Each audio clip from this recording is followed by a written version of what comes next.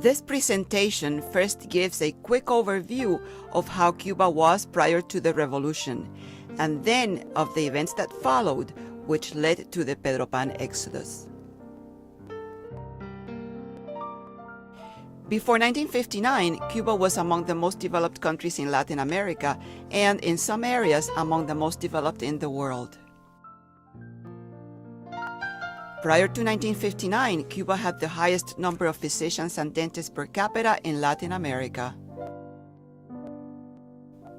It also had the highest budget for education and was among the most literate countries in Latin America. And before 1959, real wages in Cuba were the highest in Latin America. But things were not perfect.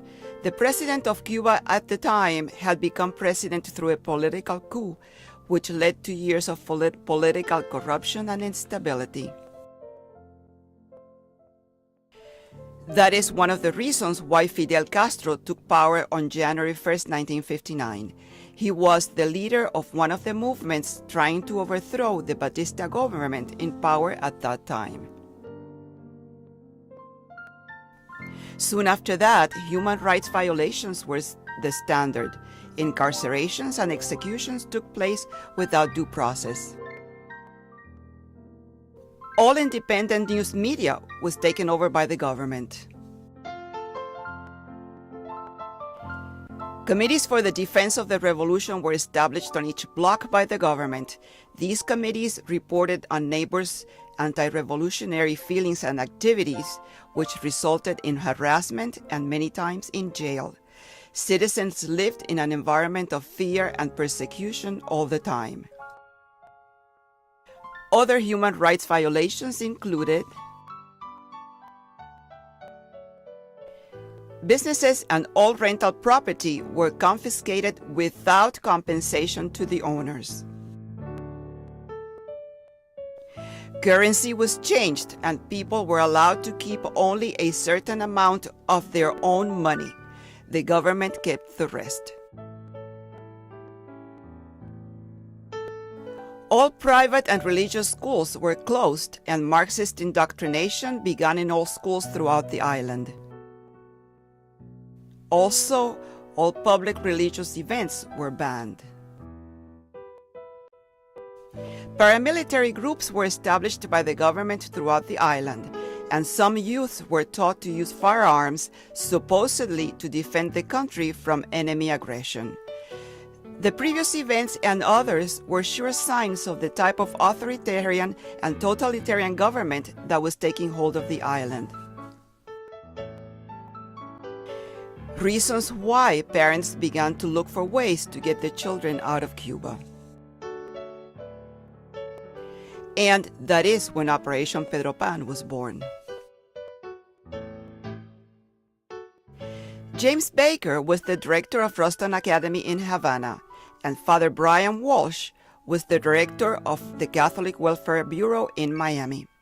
They assisted parents in Cuba who wished to send their children unaccompanied to the United States. They facilitated the visas and the places where the children could stay in the United States. Additionally, there was a large group of courageous people who distributed the visas and other travel documents throughout the island, risking their lives in the process.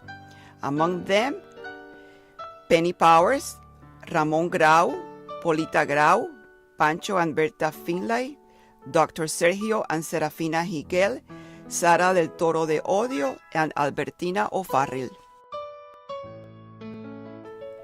On December 26, 1960, the first Pedro Pan children traveled alone to the United States. Children with family or friends in the United States stayed with their family or friends.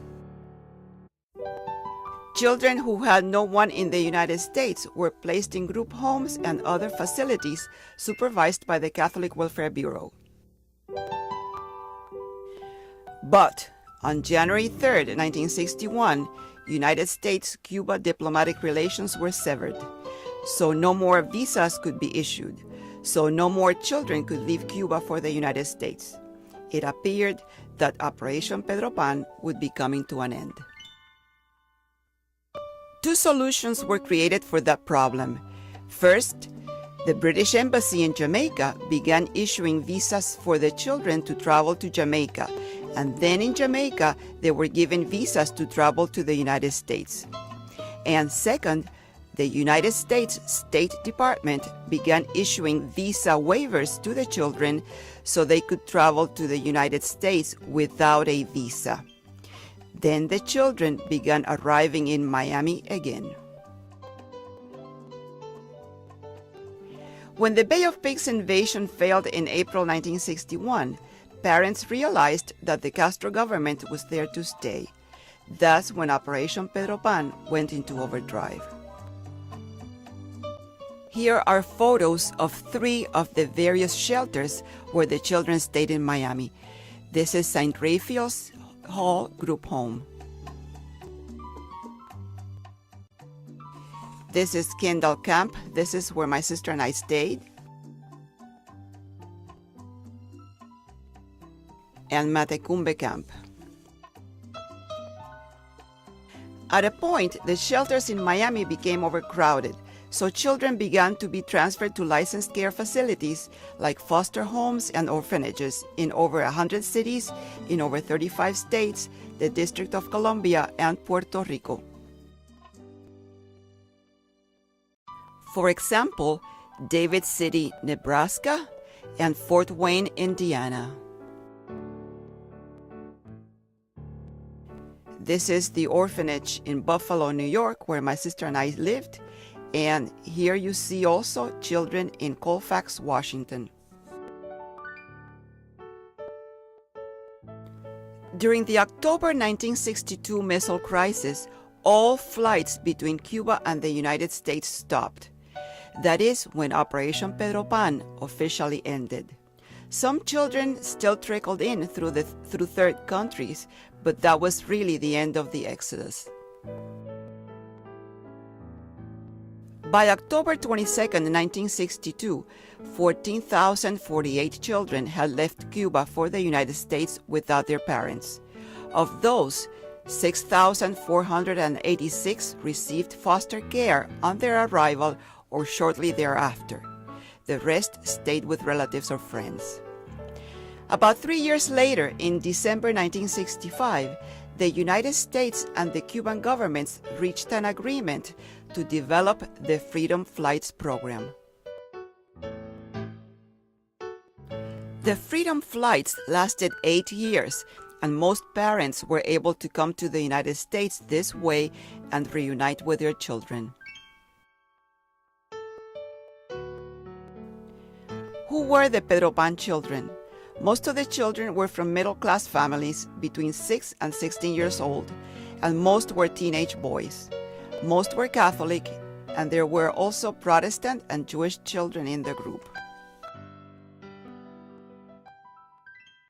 Funding for the care of the children with no family or friends in the United States was provided by the federal government through various government and non-government agencies. Why the name Pedro Pan? The Miami news media coined the term as an analogy of the Disney character Peter Pan, the boy who flew to Never Never Land.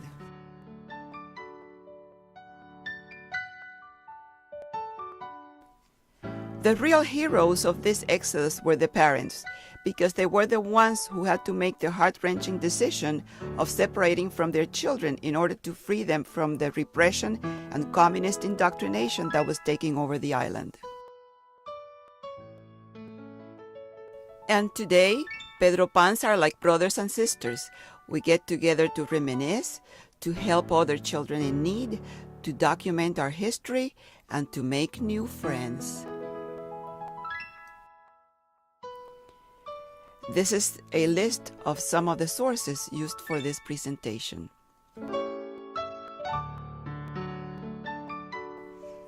And thank you for your interest in our Pedro Pan Exodus story.